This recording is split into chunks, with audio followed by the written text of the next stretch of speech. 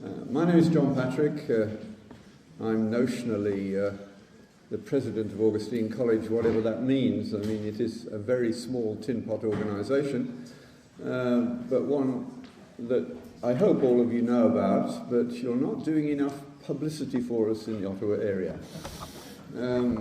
If you find somebody about to go and do psychology, raid the piggy bank and send them to us first. Their soul will be much safer that way round. It has been an extraordinary journey with this college. I was there at the beginning, the only idiot in the group. Everybody else spoke 5 languages, but they didn't do science. Scientists write lots of papers that nobody reads. That's the way it works. But there had to be somebody to talk about science, and I've learned a great deal. There's still a long way to go. It would be nice to have a real historian doing it in some ways. But please do make it known to your friends and particularly parents, because an extraordinary outcome has happened. My guess would be if you send the average Christian student, sort of vaguely committed to the faith, to a secular university, the probability of them returning with their faith intact is small, and the probability that they will flourish is near to zero.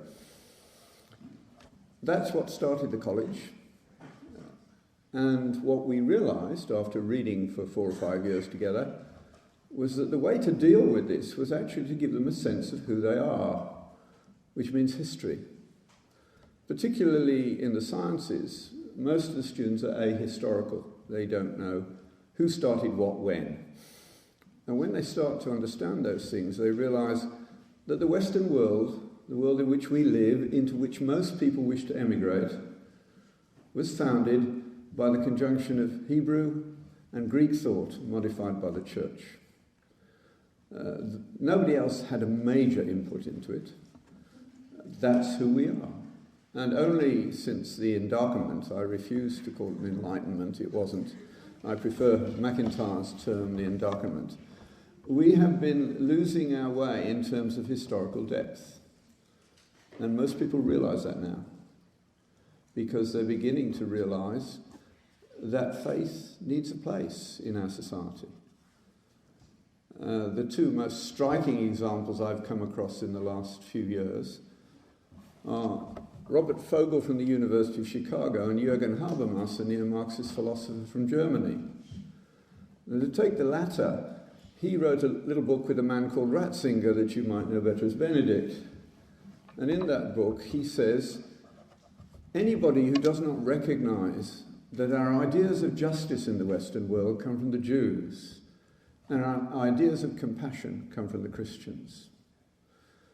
The other one, Robert Fogle, you may not have heard of, but he died last year and got obituaries in the New York Times and all significant newspapers in the US because he was a secular Jewish Nobel Prize winner in economics. I had the pleasure of meeting him a few years ago because he wrote a book called The Fourth Great Awakening. And I happened to have been invited to the University of Chicago, and they said, who would I like to meet? I said Robert Fogle, and it happened. Here was a secular Jew who'd written a book about economics students around 2000. He was worried about them. He was right, wasn't he? In effect, he predicted the meltdown, but his diagnosis was not one that was acceptable to most of the liberal elite. He said that America is in trouble because we are not producing virtuous professionals. And that's why he wrote the book. So here's a secular Jew looking at the history of America and saying, why did America succeed? When it started in the 1700s, it really wasn't ahead of Europe in any category. And yet 200 years later, it was ahead in almost all of them. Why? That hasn't happened anywhere else. And he came to the conclusion they owed a lot to their Puritan founding fathers who modelled high ethics and hard work. And he realised that virtue comes out of families, not out of lectures in university. Lectures on ethics may turn you into an amateur ethicist, but they never make you ethical.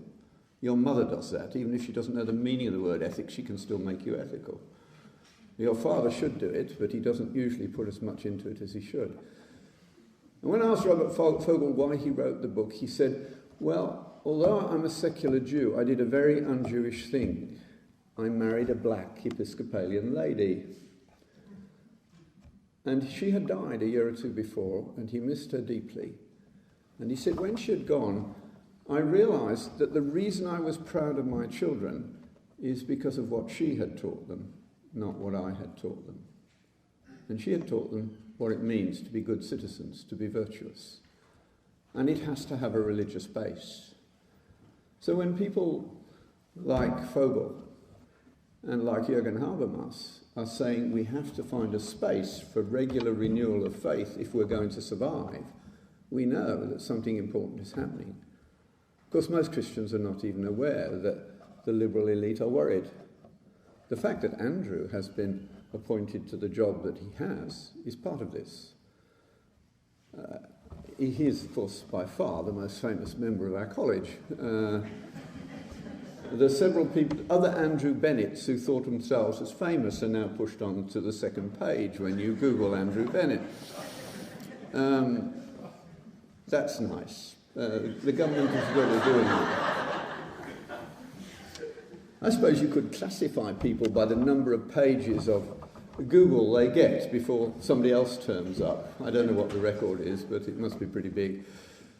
But he's certainly pushed this guy to the second page every now and again. Now, he's a very unusual politician.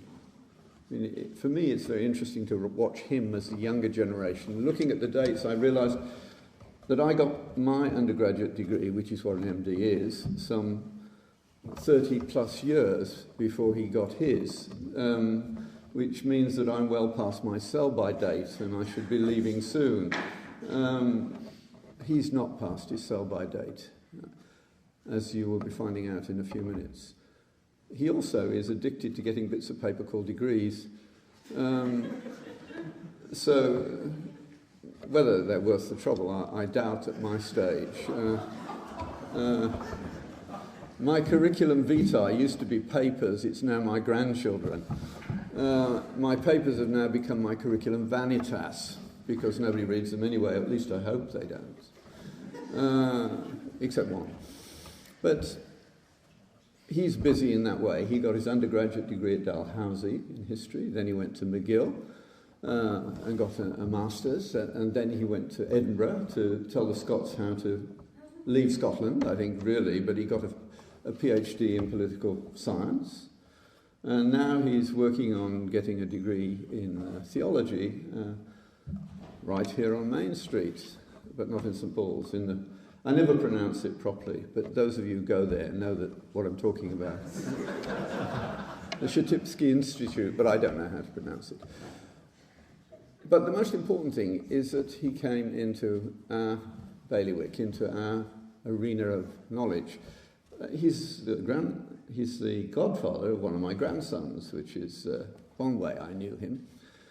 But I doubt whether Stephen Harper has ever had anybody say to him before when offered an ambassadorial job, I will take it, but only if. And they had to struggle, but they gave in. And I don't think you could guess what the only if is. It was only if I can continue to teach at Augustine College. His love of the students is real. And, of course, it makes him a very special sort of politician, because love does not appear to be the thing that they major in, especially a thought-out love, which, of course, is in Bernard of Clairvaux's line, the love that seeks knowledge in order to edify others. Not love as a subjective thing, but love as an objective thing, whose intent is the good of the student. He does that very well. He's going to talk to us tonight about connecting the dots in a way. As far as I can see by the title, I don't know what he's going to say. But incarnation, human dignity and freedom need connecting, as all these things do. We in the Christian community have been frequently too nice to other people in this particular area. I constantly have to teach doctors that you need not be ashamed of having explicitly Christian ethics as your base. They, after all, made medicine possible.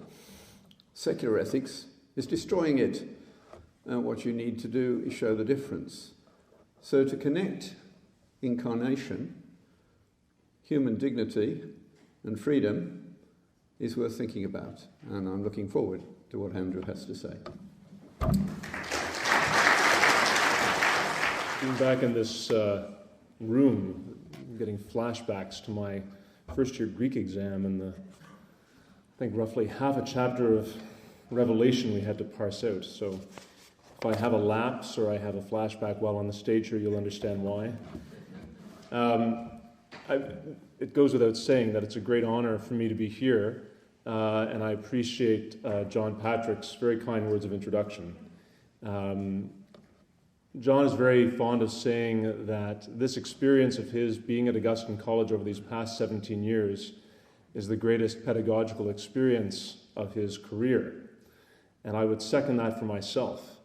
I taught, as a TA at McGill and at Edinburgh, but when I initially found out about Augustine College through Harold Visser, who was a co-religionist of mine, to use a very technical term, and also through various Patrick children, including Nicola Kennedy, who's back there with her son Ben. And I came to know about this funny little college, and I found myself making a pitch to teach a church history course, and that was 4 years ago now. And it is definitely also for me one of the greatest joys in my life, and I do deeply love the college and my students. So I thank John and other members, fellow members of the faculty, for this great honor to speak to you all tonight. At Augustine College, this perfectly small liberal arts college here in Ottawa that draws us all here tonight, where I am blessed to teach, and where many of you are blessed to study, or to have studied, students and faculty make it a daily habit to pursue truth. Truth, rightly understood, as the fullness of what is right and good, is undervalued if not neglected or rejected outright in many spheres with which we interact as citizens. And I'll come shortly to what I mean by truth. I think you can probably guess. Credo ut intelligam, loosely rendered as faith-seeking understanding, is both our slogan, our motto at the college, and also our guiding principle. It shapes our approach to classical education and to our lives as Christians. It is also a great challenge, our greatest challenge perhaps. As students and faculty, we struggle with what this means and how, as Christians, we are called to present and defend our faith to all whom we encounter, especially those in society who do not share this faith. Indeed, I would say that it is not sufficient to simply present this faith to them and have done with it. No, in presenting the faith, it must be continually given voice in a spirit of engagement with the world and love of others which include Christians, people of other faiths earnestly seeking God, and those people who freely choose not to have religious faith. Specifically today, I want to speak to you, as John rightly assumed, about the links between the reality of the Incarnation, the championing of human dignity, and our activity in the public sphere as Christians. I especially want to speak to this year's students at Augustine College, all of whom I care deeply about, and to recent grads from the college, to challenge you. To challenge you to embrace the Incarnation in all its fullness, and in its radical call to live and to proclaim the truth of our humanity, that God is with us and that he became one of us.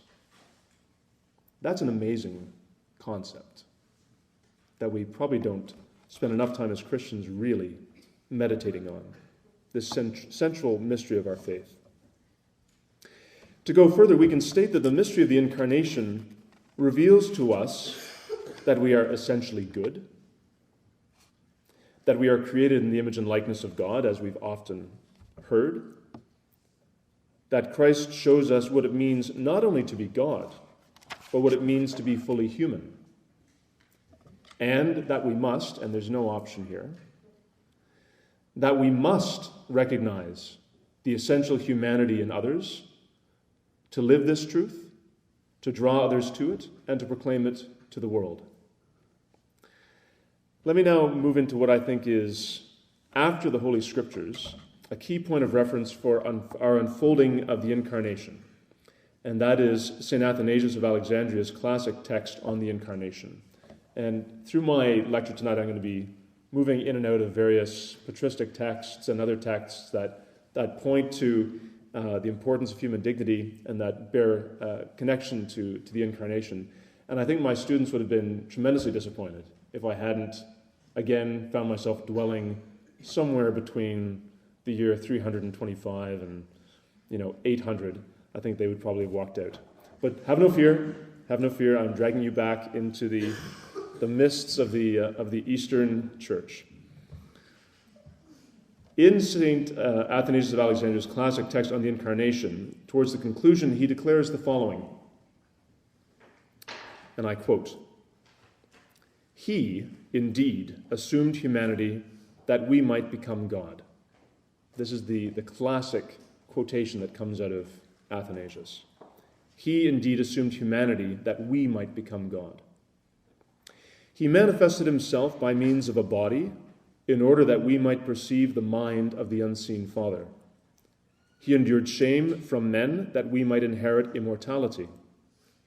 He himself was unhurt by this, for he is impassible and incorruptible.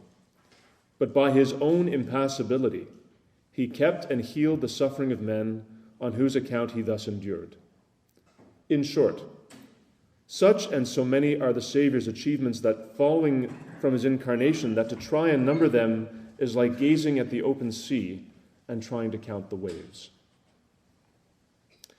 In order to embrace the fullness of the Incarnation in our society as Christians, we must consistently, and that's the operative word, we must consistently strive to uphold the inherent dignity that every human being bears.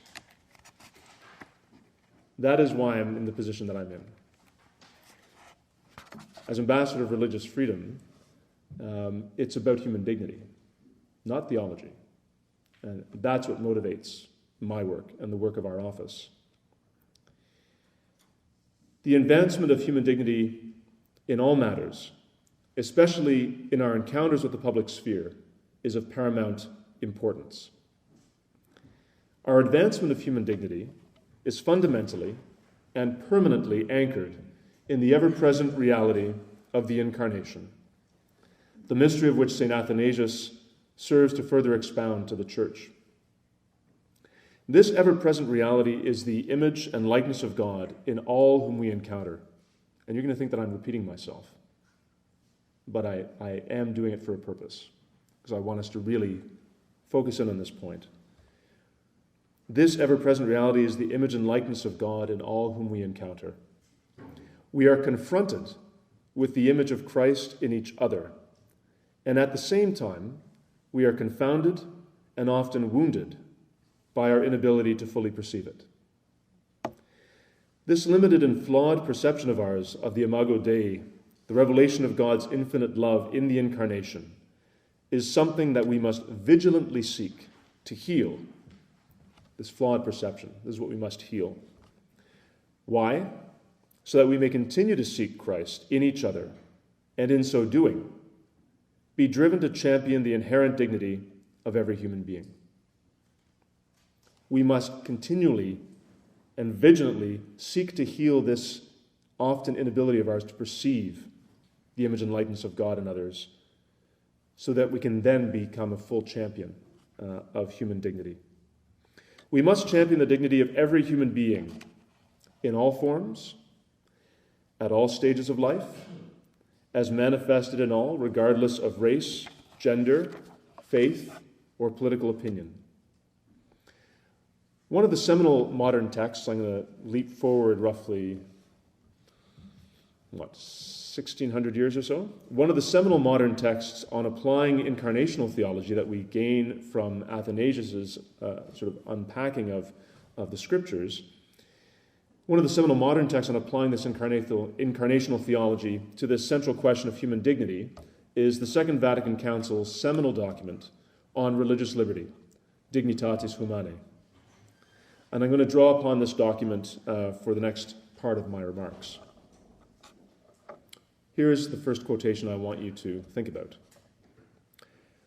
On their part, all men are bound to seek the truth, especially in what concerns God and his church, and to embrace the truth that they may come to know and to hold fast to it. And I'll read that again. On their part, all men are bound to seek the truth, especially in what concerns God and his church, and to embrace the truth that they come to know and to hold fast to it. How do we come to embrace this truth and hold fast to it? What tools do we need? The need for the development of an effective Christian apologetic, an effective set of arguments for our contemporary world runs like a thread through our course of study at Augustine College. The students are introduced to Greek, Roman, and modern philosophy, to scientific inquiry, to the beauty of language, and to those who through the history of the church have defended and proclaimed the Christian faith in the public sphere. All of this anchored in a community that is profoundly Christian. Many of the students over the years have been drawn to the church fathers, I humbly like to think. Christians such as Augustine, Ambrose, Athanasius, and John Chrysostom, who boldly and publicly profess truth, frequently to cries of derision and often to the point of martyrdom. Yet what led these very public men of faith to do this? Yes, we can certainly point to the strength of their Christian faith, but it goes much beyond that, I would argue, to an inspired confidence and a fearlessness that impelled them to change the world through proclaiming the truth in love. For Christians, as we know, and maybe for some of the younger members of the audience, you haven't always thought about this. For Christians, truth is not an abstract philosophy. It is a person, Jesus Christ, whose truth, manifested in his incarnation and resurrection, defines the Christian life and impels the Christian to act. Christianity is an active faith. If we are not acting, we are not living out our baptism. This truth informs Christian action not only in prayer, whether private devotional prayer or communal liturgy, or in the myriad conversations and personal interactions of the Christian community, but this truth must also inform Christians' actions within the broader society of which they are a part. This society, as I think we know, is often indifferent or hostile to the Christian message, the proclaiming of that truth which is Christ. In much of the Americas and Europe, this hostility does not take the form of violence, unlike in other parts of the world such as China, Iran, and Saudi Arabia, where Christians continue to suffer for their faith. Instead, it often takes the form of indifference or thinly veiled prejudice. Now, it's not my purpose here to speak to the various claims made by various commentators, some of whom prefer to engage in ad hominem attacks against Christians and indeed other adherents of different faiths who openly seek God. I don't want to talk about those types of attacks. Instead, I wish to address the need for Christians to challenge the prevailing secular views of faith and faith's rightful place in society, where presently it is meant to be relegated to the private sphere, referred to by sociologists and others as the privatization of faith. And I want to quote again from Dignitatis Humanae. It is in accordance with their dignity as persons, that is, beings endowed with reason and free will, and therefore privileged to bear personal responsibility, that all men, should be at once impelled by nature and also bound by a moral obligation to seek the truth, especially religious truth. They are also bound to adhere to the truth once it is known, and to order their whole lives in accord with the demands of truth. I wish to focus here in particular on the ever-present need for Christians to actively engage in political and economic life. Christians have something to say about political leadership and decision-making. Christians have something to say about economic policy and the market, about social responsibility, and fundamentally about human dignity. That, I think, cuts through all of those things. Now, we're very good as Christians at discussing these things amongst ourselves and in select, often private fora in which we feel safe and comfortable. It's the proverbial comfortable pew or comfortable lecture hall. Yet Christ does not call the Christian to be safe and comfortable. We are called to, as Dignitatis Humanae says, to order our whole lives in accord with the demands of truth. And I think we can expand that and say, if necessary, to radically change our lives to live in accord with the demands of truth. We must make even greater efforts to participate in society openly as Christians and absolutely refrain from the temptation to either ghettoize ourselves into the comfortable pew or to place our Christianity in a drawer when it is inconvenient to proclaim it. In engaging public life, we must aim to see ourselves in government and not to view government as some secular behemoth, an anti-Christian Hobbesian leviathan that is foreign to us. It is not. In this country, and much of the Western Hemisphere, government is us. It is representative. It is drawn from us through a democratic process in which we are compelled to participate as Christians. Why are we compelled to do so? It's very simple. The answer is very simple. To change the world and to speak the truth. To change the world and to speak the truth is why we need to be engaged in political and economic life. This is what is meant by the quotation I just provided from Dignitatis Humanae. Here it is again. It is in accordance with their dignity as persons. That is, beings endowed with reason and free will, and therefore privileged to bear personal responsibility, that all men should be at once impelled by nature and also bound by a moral obligation to seek the truth, especially religious truth. They are also bound to adhere to the truth once it is known and to order their whole lives in accordance with the demands of truth. This is a radical message in our world today. It is a message that we often, myself included, we often seek to avoid proclaiming in those places that are seemingly off limits. Workplaces, schools and universities, social organizations, and even families, where the risk of offending we perceive to be ever present.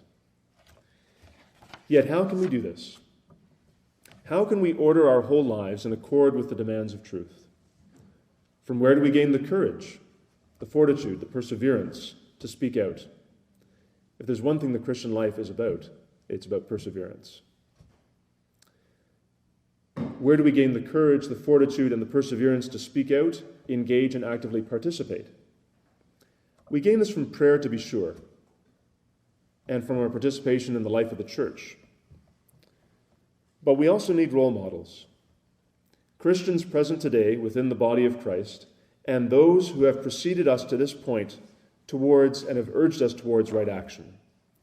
That right action, the confident proclamation of the gospel and active participation in creation, a creation that is not only natural, but also political, economic, and social.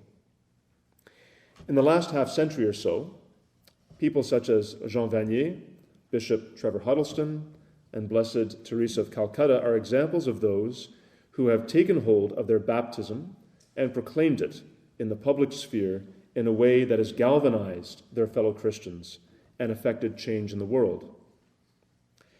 Of all the Christian figures of the past, there are many who could be pointed to as confessors or defenders of the faith.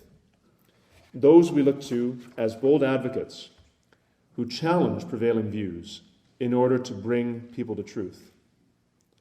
What links these historic figures I have mentioned previously and those of us today, professing Christians, who seek to engage the public sphere and to have Christian faith fully present in public life? What is the goal? What is the telos towards which we are oriented as Christians in the public sphere? It is Christ. It's always Christ. It's always the truth. It is to manifest that truth in the world today and to do so without fear of mocking or public reprisal. It is to speak to a universal, objective truth and to disavow relativized or morally indifferent truths. It is to place this truth at the center of all that we do in our political, economic, and social life. Not to do so is to deny our Christian faith, pure and simple. Not to do so is to miss the opportunity to change the world, students. Not to do so is to deny our true selves, our true humanity that we have been restored to through the Incarnation. This is a radical view, no doubt about it. This is an unpopular view, no doubt about that. But it's a beautiful and it's an exhilarating view. Often, even for those of us who are faithful and continually strive to manifest this truth in the public sphere, it can be an inconvenient truth. Apologies to Al Gore. Yet, this has always been the case. This is nothing new, what we're experiencing in this century. It goes back to what John Patrick was saying about often not having the broad historical perspective. I was talking with the students on Tuesday. We had a lecture on the First Great Awakening. People like Jonathan Edwards and others who were, George Whitefield and others, who were battling against deism. Deism was such a pernicious influence in the church of the 18th century that it is estimated that in the United States, towards the tail end of the 18th century, only 10% of the population were members of a church. So we're not unique. There have been periods throughout history where there have been times of struggle and times when it's been hard to, it's hard. It's hard to stand in the public square and profess this truth that I'm speaking about. This has always been the case, whether we're speaking of first century Jerusalem, the Roman Empire of the 3rd century, during the height of Christendom even, 18th century Enlightenment France, Britain, the United States, or today. But again, there are models for us from all of these eras that we look to who struggle to proclaim the faith and to do so in an articulate and sincere fashion. I wish to focus again, in particular, on the Church Fathers and their example of persevering, courageous, and bold proclamation of truth in the world. In much of the world today, it is a thankfully rare occurrence for a leading public figure to be repeatedly exiled, maimed, or killed at the behest of a sovereign ruler, totalitarian states notwithstanding. Yet, in the halcyon days of the first millennium of the Church, this was the typical response to leading figures in the Church who challenged the actions of the state and sought to claim a place within public life so as to proclaim the gospel and in so doing speak truth to power in the fullest way possible. Again, I'd like to focus on 3 of the Church Fathers that I mentioned previously, who embodied in their public lives the perseverance, courage, and boldness which I emphasized above. Justin Martyr, St. Athanasius, and St. John Chrysostom. Each of these offers us an example of boldly confessing the faith and placing Christian faith at the center of public life. Each of the 3 was born into the educated and political elite of society, destined for leadership roles. They actively engaged the public sphere, always proclaiming Christian truth and changing lives, drawing them to the truth. So in their origins, not origin the perfectly acceptable exegete, but not so acceptable Christian anthropologist. But in terms of their origins are not too different from ours. And many of us come from sort of an upper middle class educated elite. So let's look at them, look at how they persevered in championing the faith. Justin Martyr was born into a well-off, Greek-speaking, Roman pagan family in the province of Syria-Palestina in the early 2nd century, sometime between 103, 110 AD. His family lived in a new Roman settlement, sort of one of the early suburbs, of Flavia Neapolis that lay in the shadow of Mount Gerizim of the Samaritans. After a fairly circuitous journey through various philosophical schools, including the Pythagoreans and Platonists, in 135, he was converted through his reading of the Gospels to Christianity. Moving to Rome, Justin Martyr emerged as a prominent teacher of philosophy and continued to teach there until his martyrdom in 165 AD. In this era of Christian persecution, Justin Martyr stands out as the preeminent Christian apologist who explained Christian truth through his highly effective apologetic writings. Now, for many of you who are well-schooled in theology, this will be nothing new, but it's worth repeating the importance of his writings. His first apologia was, in fact, a clear example of civic participation, of engaging the public sphere. A petition by a Roman citizen to the Emperor Antoninus Pius to end the persecution of Christians. What begins in that apology as a petition develops into one of the finest defenses of Christian truth before a political society that misunderstood this new faith, viewed it as a threat to public order, and responded with varying degrees of persecution.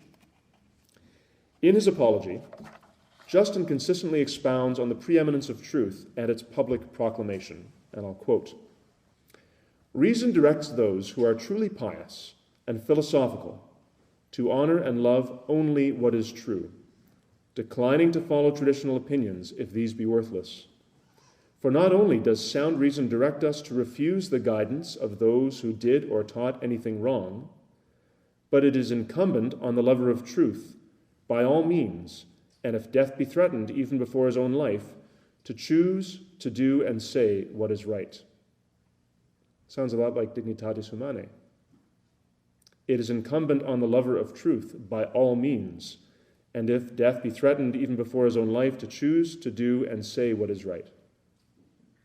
Justin confidently speaks to the lawful authority in such a way as to profess the truth, and to emphasize that this truth has its place in the public sphere and should not be subject to persecution. As he writes, "And if these things seem to you to be reasonable and true, honor them." He's speaking about Christian teaching, what Christians believe. "But if they seem nonsensical, despise them as nonsense, and do not decree death against those who have done no wrong, as you would against enemies." Justin serves as an example not only of one able to boldly and courageously articulate the truth, but of a Christian who recognized the need for the public sphere to be enriched by the Christian message. In seeking recognition of Christians as excellent, he issues a plea for the Christians to have their place in the public discourse.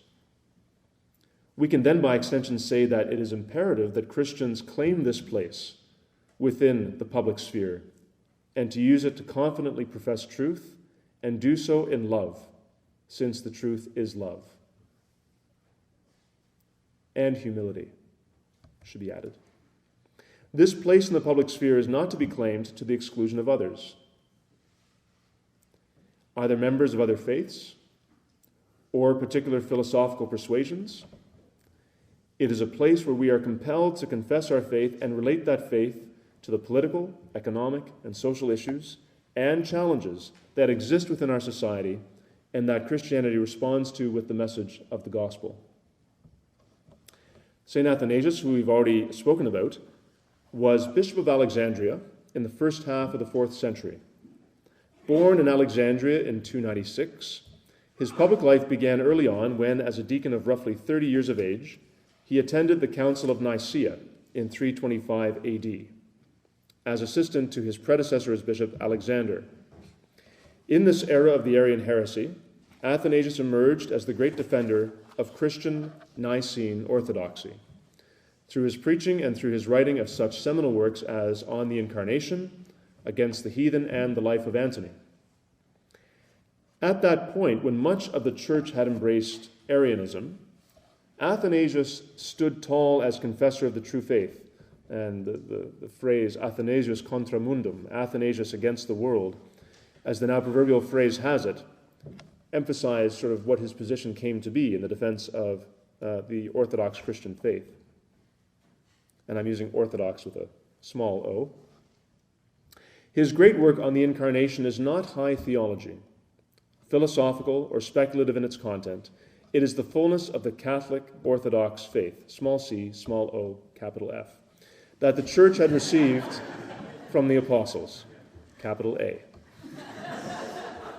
Between the time when he wrote this text in 318 AD and his death as Patriarch of Alexandria and leader of the Church in Egypt, he was repeatedly defamed, persecuted, and exiled not once, not twice, not 3 times, not 4 times, but 5 times from his see at the behest of Arians such as Eusebius of Nicomedia and pagan sympathizers who influenced others such as the emperors Constantius, Julian the Apostate, and Valens to act against Athanasius. As bishop, Athanasius was a very public figure and was feared by those opposed to him. Yet despite exile and intermittent persecution, he remained engaged in public life, whether in Rome or in the monastic communities outside of Alexandria, continuing to confess the truth. He never chose to soften his position or put aside his faith when politically expedient, or to seek to appease those in the majority who held another view that ran counter to the truth. Athanasius is a model defender of the faith, and while he lived during a period of persecution, first Roman, then Arian, then pagan, the place he occupied within the public sphere very much pertains, I think, to our present day. We are mercifully free from persecution in much of the Western Hemisphere, but are still called upon to challenge the prevailing indifferent relativism that frequently defines our public discourse. The great 4th century giant of the patristic era, ecumenical teacher and bishop of Constantinople, St. John Chrysostom, the golden-mouthed, stands out amongst the fathers of the Church by his example of pastoral leadership, his oratorical and homiletic achievements, and in his work as one of the finest scriptural exegetes to have ever lived. The well-merited epithet Chrysostom was given to John posthumously. It is not a term that many of his critics would likely have chosen. Born in the region of Antioch, the city where he began his ordained ministry, John was secreted away to Constantinople largely against his will and installed as bishop there in February 398. Upon arrival in the imperial capital, John immediately initiated clerical reforms to fight the laxity that had crept into the lives of the local clergy. Guided by his own strict asceticism, John preached with unmatched rhetoric against the decadence of the capital and quickly made enemies among the imperial elite for his sermons against ostentatious wealth and private property, which he asserted only existed as a result of the fall of Adam. Twice exiled as a result of his preaching, St. John's sermons were bold and courageous, and perhaps at times indiscreet. But he sought to proclaim Christian truth in the face of a populace overcome by materialism and indifference to Christian virtue. His preaching against unfaithful husbands and excessive feminine luxuries frequently got him into trouble. His famous sermon, preached in 399, on the occasion of the disgraced eunuch consul Eutropius seeking sanctuary in Hagia Sophia, was a strident critique of those who would limit the Church's role in the public sphere, in this case, its provision of sanctuary.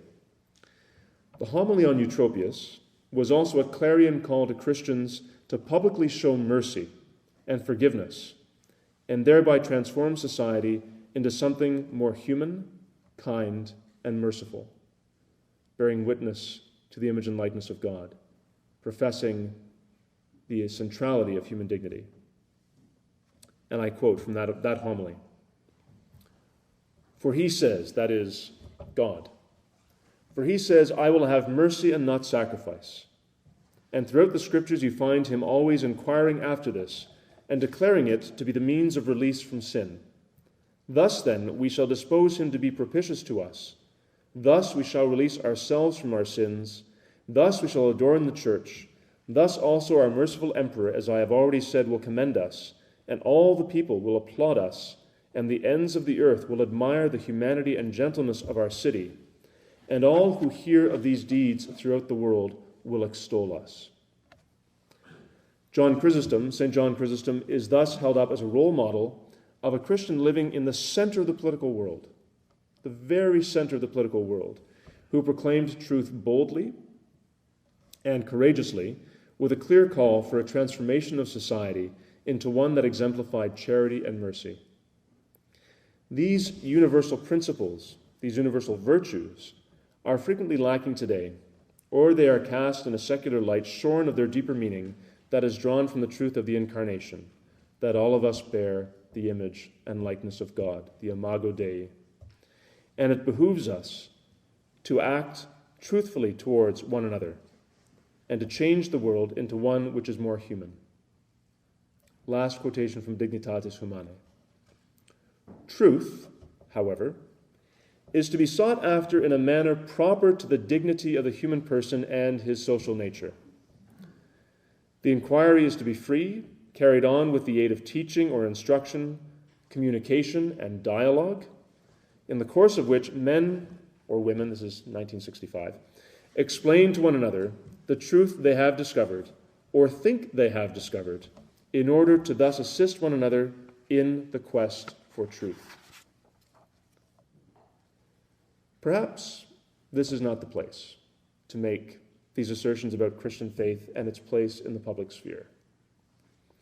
Perhaps this is not the place to speak of how three church fathers, three Christians of the first 5 centuries, point us toward right action and the need to speak out and in so doing transform the world. Perhaps this is not the place to make such an explicitly Christian argument. That could risk causing offense. Yet I cannot think of a better place, and it is in the public sphere, where we are in a small little corner of it right now, where this truth needs to be heard and to be able to engage with all other voices, those that disagree with us, those that agree with us, and thus bear faithful witness to the mystery of the Incarnation, what it compels us to recognize as the inherent dignity of all human beings, and finally, the freedom to which it beckons us. Thank you very much.